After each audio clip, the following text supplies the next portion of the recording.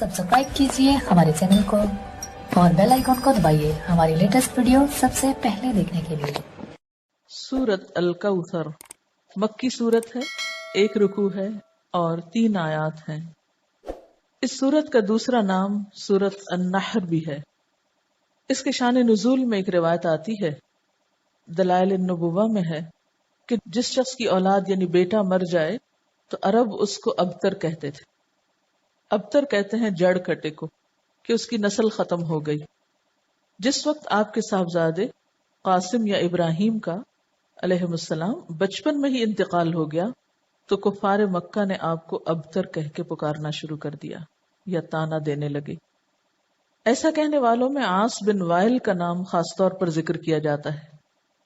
उसके सामने जब आपका जिक्र किया जाता, आपकी कोई बात की जाती तो नफरत से कहता, उसकी बात छोड़ दो, ये कुछ फिक्र करने की चीज नहीं, क्योंकि वो तो अबतर है, उसको खत्म होने दो, उसका तो कोई नाम लेने वाला भी बाकी नहीं रहेगा। जब इसका अपना इंतकाल हो गया तो कोई भी इसको याद नहीं रखेगा। क्योंकि अरबों के यहाँ बेटे ऐसी चीज थे जिन पर वो भरोसा रखते थे और जिन्हें अपनी शान और इज्जत की चीज समझते थे। तो उस पर अल्लाह ताला ने आप पर ये सूरत नाजिल फरमाई। बिस्मिल्लाहिर्रहमानिर्रहीम, इन्ना आतैना कल कौसर, बेशक हमने आपको कौसर अता की। कौसर का लफ्ज काफ से रे से है, कसरत के माने में। इसके कई मफहूम बताए गए हैं।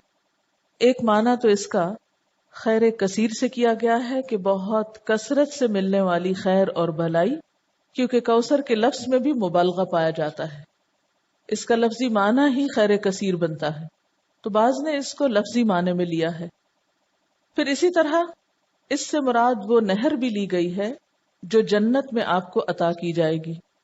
फिर इसी तरह इससे मुराद वो हौज भी है जिससे आप अपनी उम्मत को पानी पिलाएंगे। इब्ने कसीर ने कौसर से मुराद खैर कसीर ही लिया है, क्योंकि खैर कसीर में फिर सारी चीजें आ जाती हैं। वो जन्नत की नहर भी आ जाती है, हौज़े कौसर भी आ जाता है, और आपको जो फतूहात दुनिया में नसीब हुए, इस्लाम का बोलबाला हुआ, आपका मिशन आपकी जिंदगी में मुकम्मल हुआ, ये तमाम चीजें इस एक लफ्ज में शामिल हो जाती। गोया जितनी नेमतें आपको मिली उन सब के लिए एक जामे लफ्ज है कि आपके दुश्मन आपके बारे में जो भी कहें, लेकिन हमने आपको खैर कसीर अता कर दी है। वो खैर कसीर जिसका सिलसिला दुनिया से शुरू होकर आखिरत तक जाता है, यानी सिर्फ आखिरत में नहीं, दुनिया में भी आपको खैर कसीर अता हुई। इसके बारे में कुछ अहादीस भी हैं। हजरत अनस कहते हैं कि एक रोज आप सल्लल्लाहु अलैहि वसल्लम मस्जिद में हमारे दरमियान थे। अचानक आप पर एक किस्म की नींद या बेहोशी सी तारी हुई। फिर हंसते हुए आपने सर मुबारक उठाया।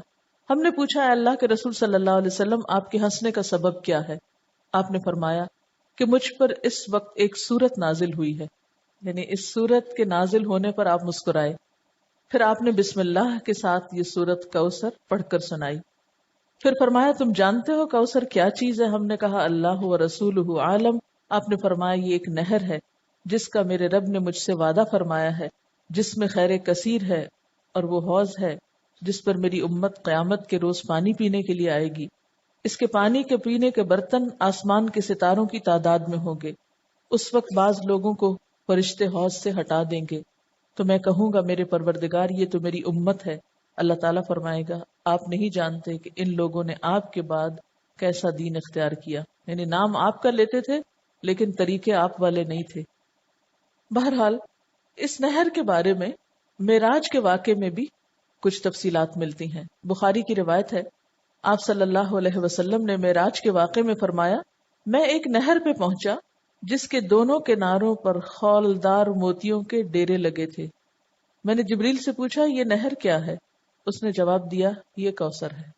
यानी आपको मेराज के सफर पर वो नहर दिखाई गई जिसमें पानी बह रहा था या जो भी चीज, मगर उसके किनारों के ऊपर खौलदार मोती थे। खौलदार का क्या मतलब है? यानी अंदर से जिनके सुराख हो या खौल हो। सईदना अबू उबैदा ने हजरत आयशा से पूछा कि कौसर से क्या मुराद है? उन्होंने कहा, कौसर से हर वो भलाई मुराद है जो अल्लाह ने आपको अता की। अबू बशीर कहते हैं कि मैंने सईद बिन जुबैर से कहा, यानी मुख्तलिफ लोग इसके बारे में सवाल जवाब करते रहे, کہ لوگ کہتے ہیں کہ کوثر جنت میں ایک نہر کا نام ہے. سعید نے جواب دیا جنت والی نہر بھی اس بھلائی میں داخل ہے جو اللہ نے آپ کو عطا کی ہے.